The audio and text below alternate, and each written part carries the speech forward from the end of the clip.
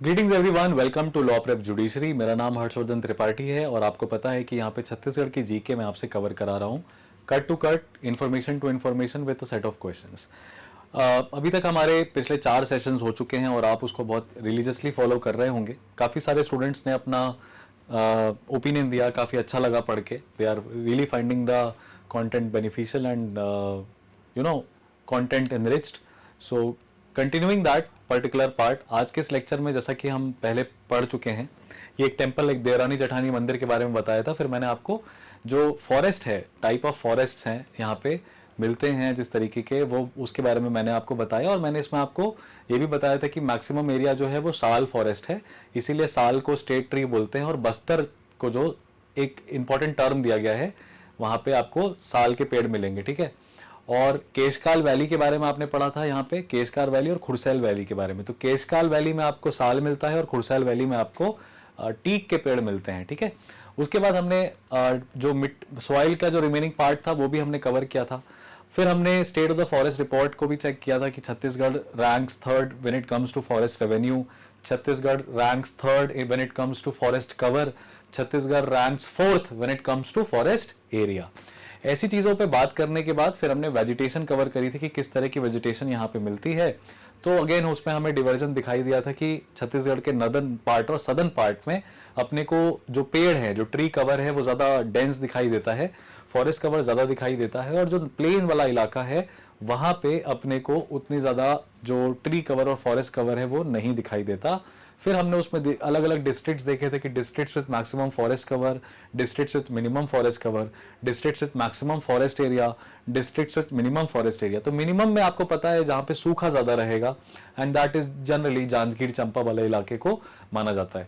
तो ये सारे फैक्ट्स करने के बाद फिर हमने बेम्बू, तेंदू और कटेचू वाली चीज़ों से रिलेट करते हुए देखा कि यहाँ पे कौन सा एरिया है जो रिलेटेड है इन फॉरेस्ट बेस्ड इंडस्ट्रीज से रिलेटेड सेगमेंट्स पे। कंटिन्यूइंग दैट, ठीक है, उसी चीज़ को आगे कंटिन्यू करते हुए हम आपको यहाँ पे कुछ फैक्ट्स बता चुके हैं लास्ट वीडियो में, जो कि ये फैक्ट्स आप पढ़ चुके हैं। उसके बाद हम आपको क्लासिफिकेशन भी पढ़ा चुके हैं फर्दर देन दिस। अब जैसे केशकाल वैली का फोटोग्राफ है, ये सब आपको बताया है मैंने, ठीक है। Teak forest, mix forest, classification on the basis of geographical division, इस पे भी आपको बता चुका हूँ, ड्राई डेसिडुअस, मॉइस्ट डेसिडुअस।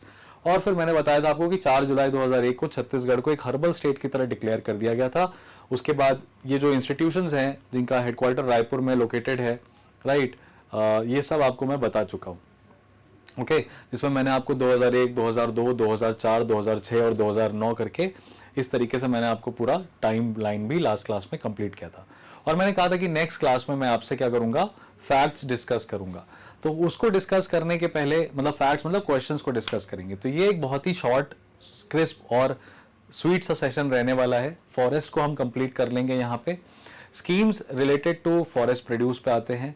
मुख्यमंत्री वृक्षारोपण प्रोत्साहन योजना 1 जून 2021, ठीक है। मुख्यमंत्री चीफ मिनिस्टर की वृक्षारोपण प्रोत्साहन योजना है, 1 जून 2021 को आई है, जिसमें 10,000 रुपए पर एकड़ दिया जाएगा स्टेट गवर्नमेंट के द्वारा किसी भी व्यक्ति को जो कि वहां पे क्या है, वृक्षारोपण करता है। एफॉरेस्टेशन ड्राइव है बेसिकली। 1 जून 2021, 10,000 रुपीज पर हेक्टेयर।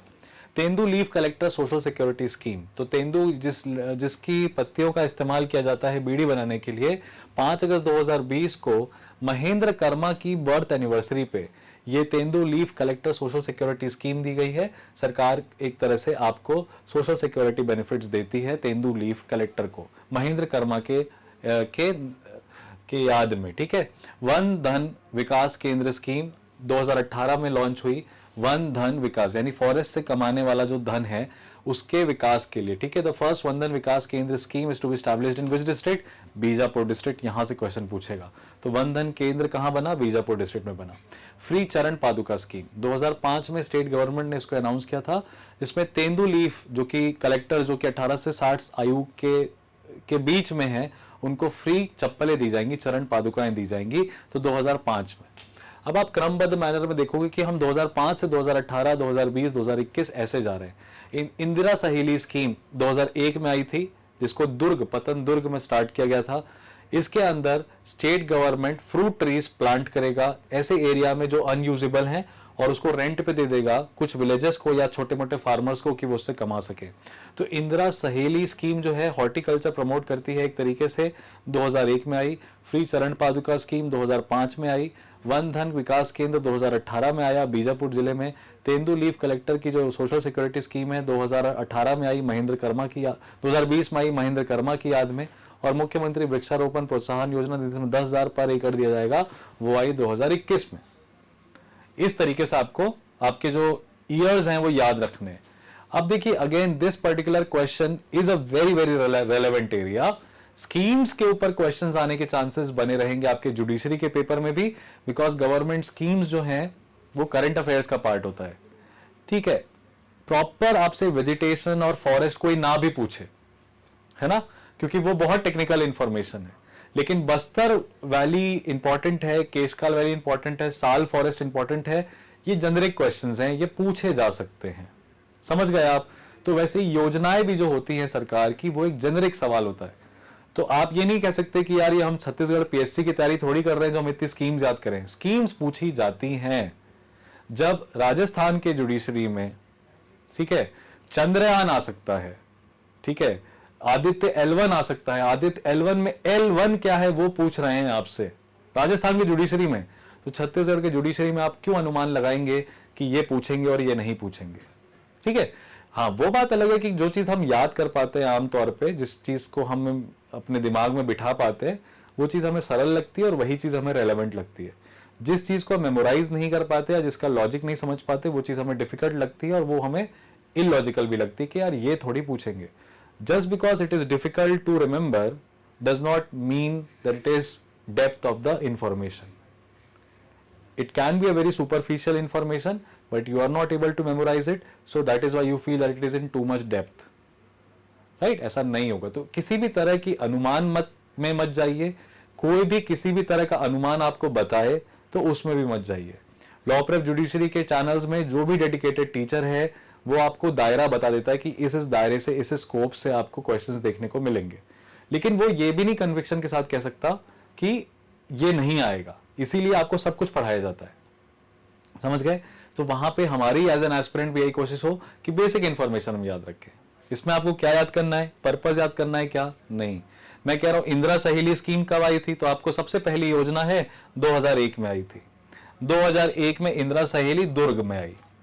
फ्री चरण पादुका 2005 में आई, ठीक है, 2005 में चरण पादुका तेंदु लीफ कलेक्टर से रिलेटेड है। वन धन विकास केंद्र कब आया? 2018 में आया बीजापुर में। तो अपने को वन धन से बीजापुर याद रखना है और इंदिरा सहेली से, इंदिरा सहेली से अपने को बीजा वन धन से याद रखना है और इंदिरा सहेली पतन दुर्ग से याद रखना है। दुर्ग इंदिरा, ठीक है, इंदिरा जो प्राइम मिनिस्टर थी बड़ी स्ट्रांग थी, ठीक है, she was very strong.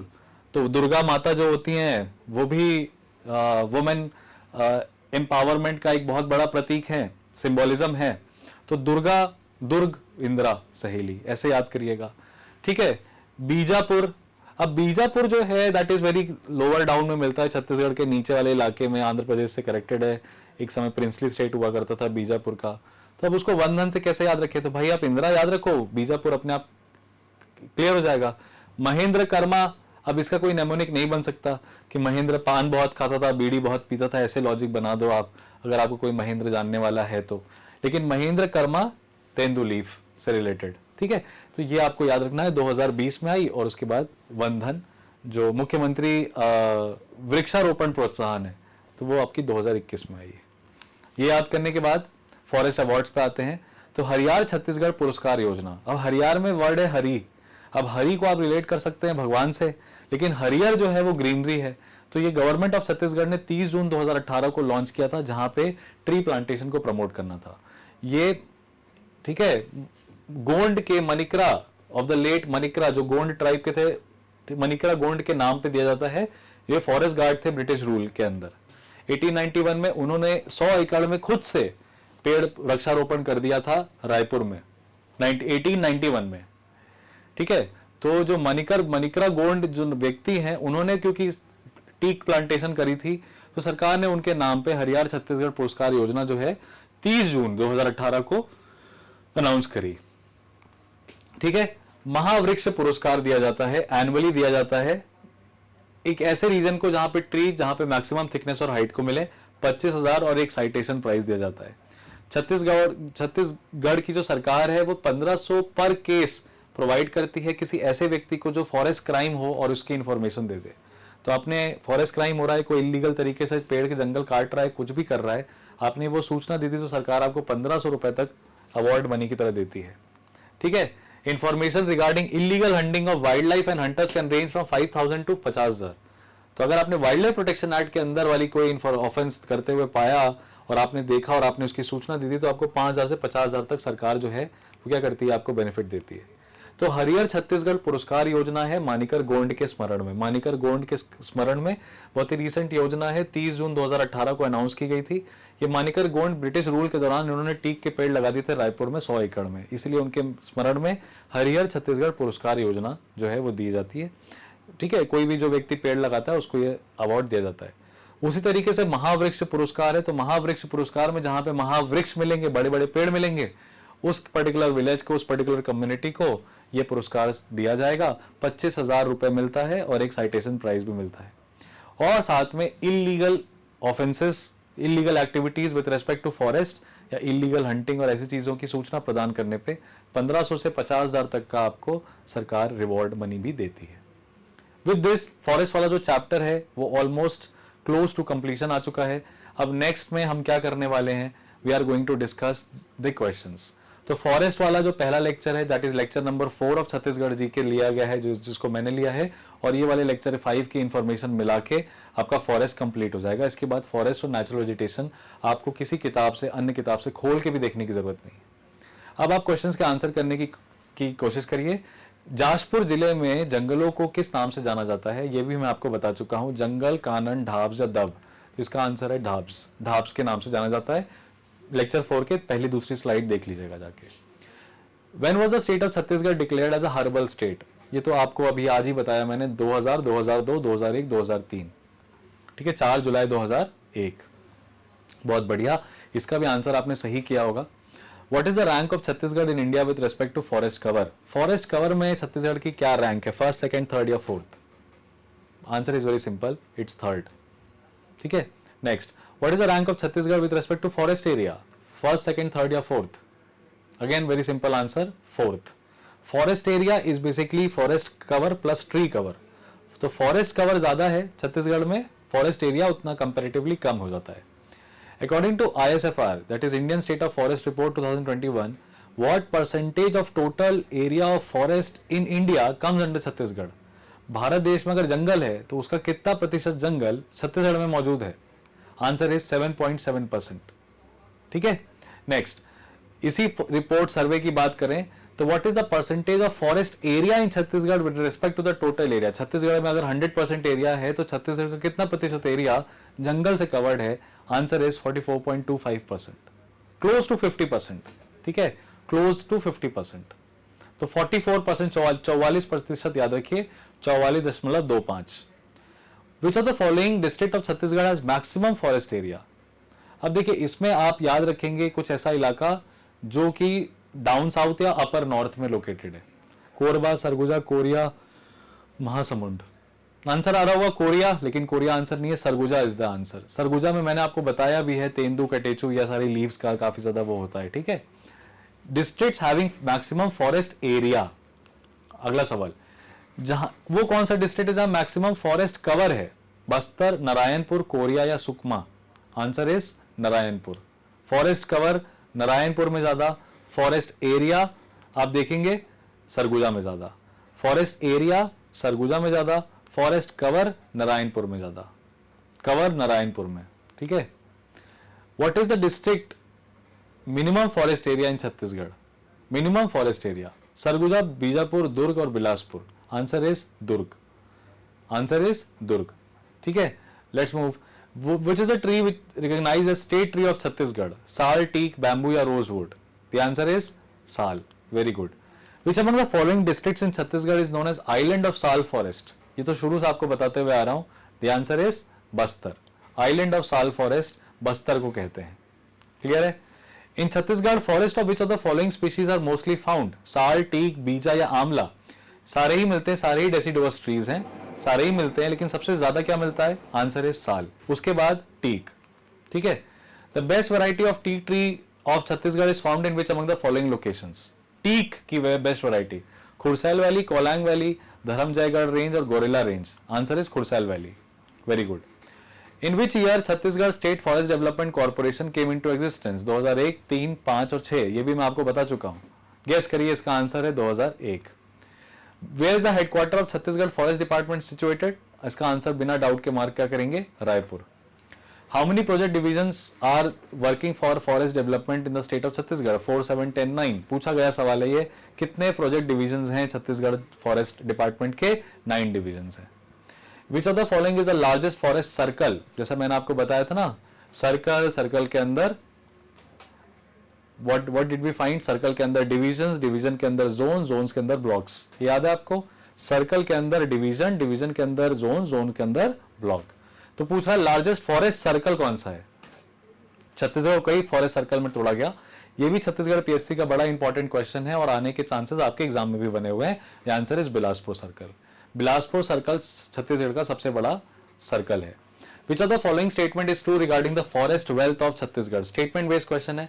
Bamboo is one of the major forest produce of Chhattisgarh. True पूछ रहा है। Tendu leave is one of the minor forest produce of Chhattisgarh. Forest produce of Chhattisgarh is not available in the open market. 60% revenue from forest wealth is true regarding the forest wealth. Tendu leaf is one of the minor forest produce of Chhattisgarh. ठीक है, tendu leaf को minor forest produce माना जाता है।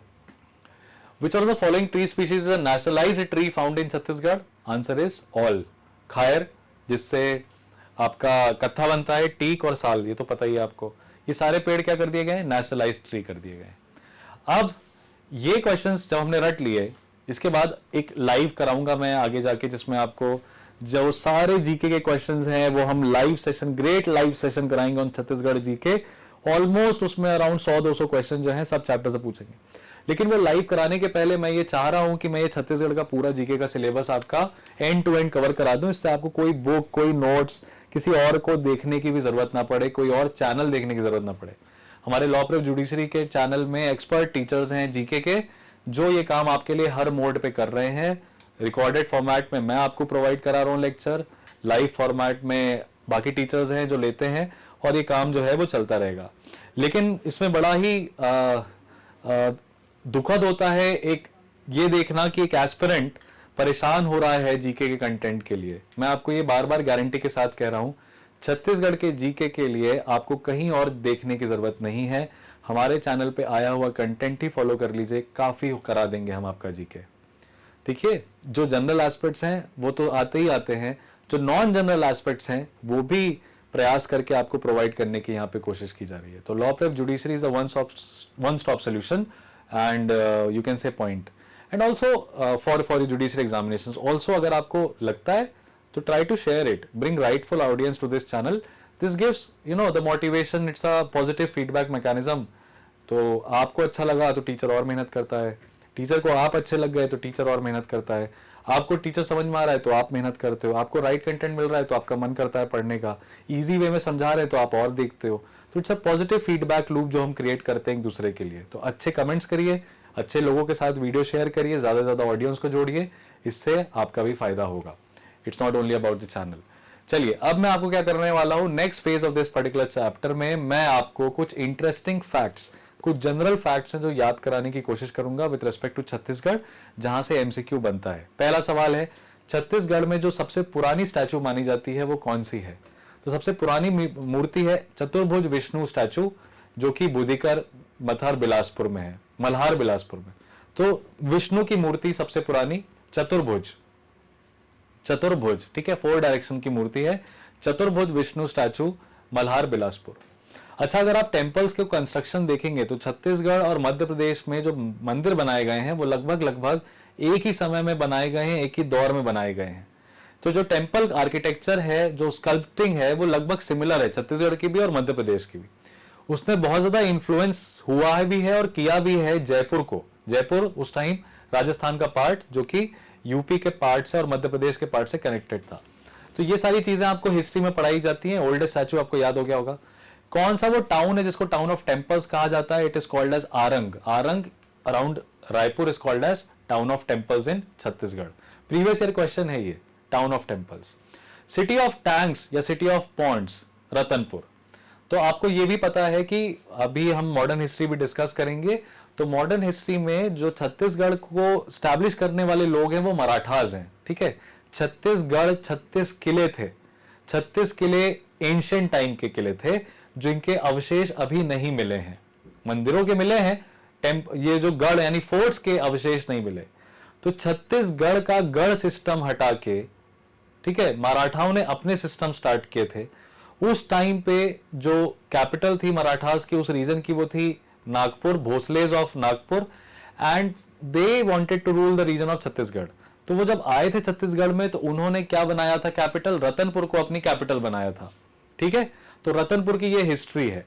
रतनपुर को city of lakes और Pond's कहा जाता है और ये मराठास की कुछ टाइम पीरियड के लिए कैपिटल भी थी, ठीक।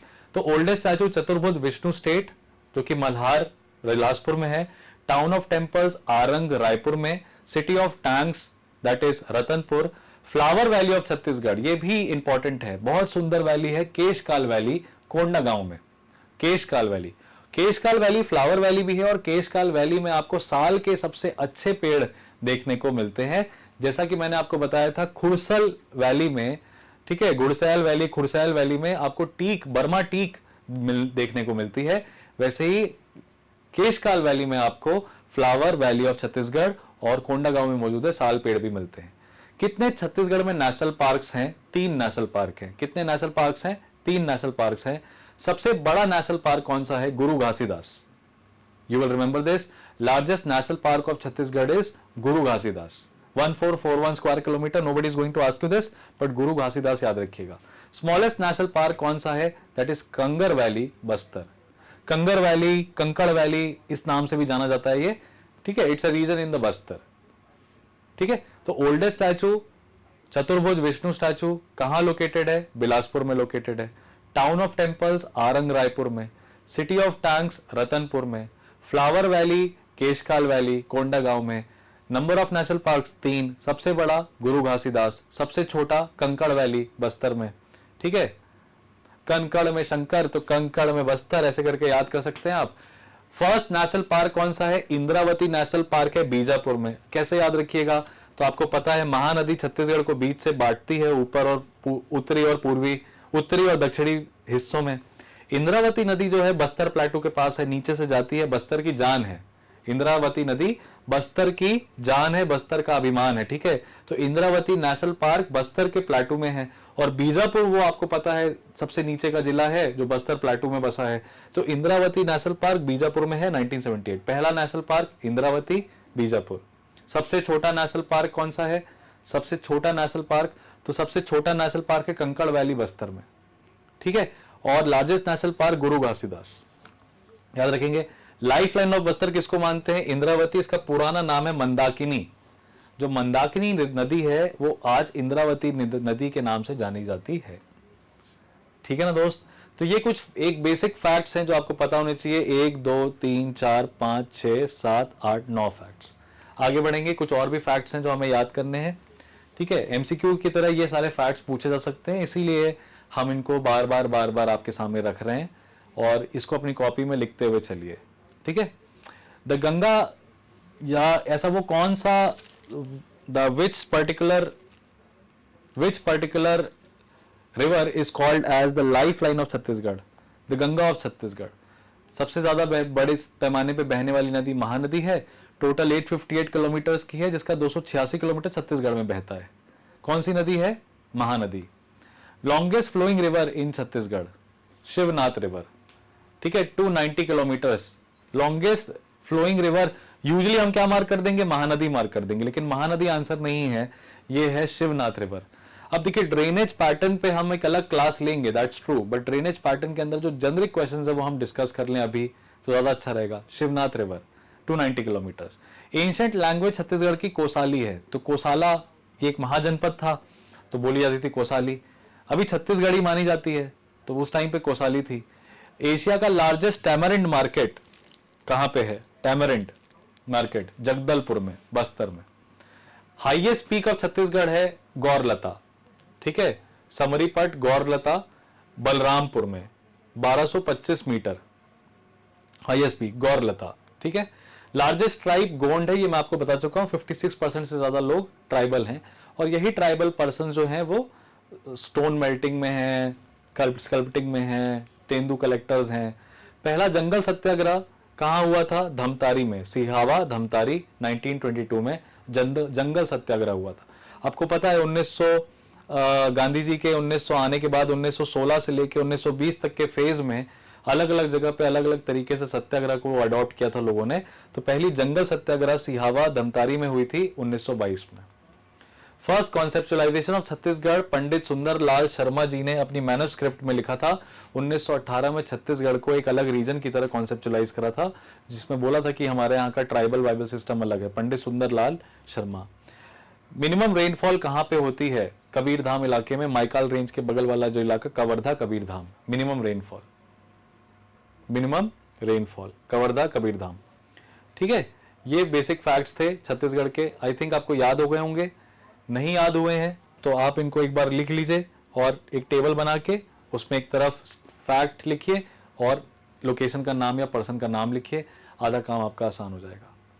तो नेक्स्ट पर्टिकुलर सेशन में हम हिस्ट्री से स्टार्ट कर रहे हैं, क्योंकि हिस्ट्री बहुत इंपॉर्टेंट है छत्तीसगढ़ की। उसमें भी जो मॉडर्न हिस्ट्री है वो पहले करेंगे हम। एंशिएंट और मिडाइवल हिस्ट्री में थोड़ा आर्ट एंड कल्चर की तरफ जाना पड़ता है, वहीं से हम फोक सॉन्ग्स और फोक ट्रेडिशंस को निकालेंगे। तो एंशिएंट और मिडाइवल हिस्ट्री हम बाद में करेंगे, हम मॉडर्न हिस्ट्री पहले करेंगे। इसीलिए आपको लेक्चर नंबर 6 में आपको modern history of Chhattisgarh start होते हुए दिखाई देगी। तो हमारा टारगेट क्या है? पहले मॉडर्न हिस्ट्री करें, फिर पॉलिटिकल सेटअप ऑफ छत्तीसगढ़ करें, उसके बाद हम एंशिएंट मिडाइवल पे जाएं, और फिर जो रिमेनिंग एरियाज होते हैं, ड्रेनेज हो गया, मिसलेनियस एरियाज हो गए, वो सब हम आपको कवर कराएंगे। तो कुल मिला के 12 लेक्चर्स के अंदर अंदर में, ऑलमोस्ट 12 लेक्चर्स के अंदर अंदर में हम पूरे छत्तीसगढ़ की जीके को समेटने की कोशिश करेंगे। आप बस जुड़े रहिए, चैनल पे अपना विश्वास बनाए रखिए, और कंटेंट देखने के बाद पॉजिटिव रिमार्क्स देते रहिए। बहुत बहुत धन्यवाद आपका। मिलूंगा मैं आपसे अगले लेक्चर में।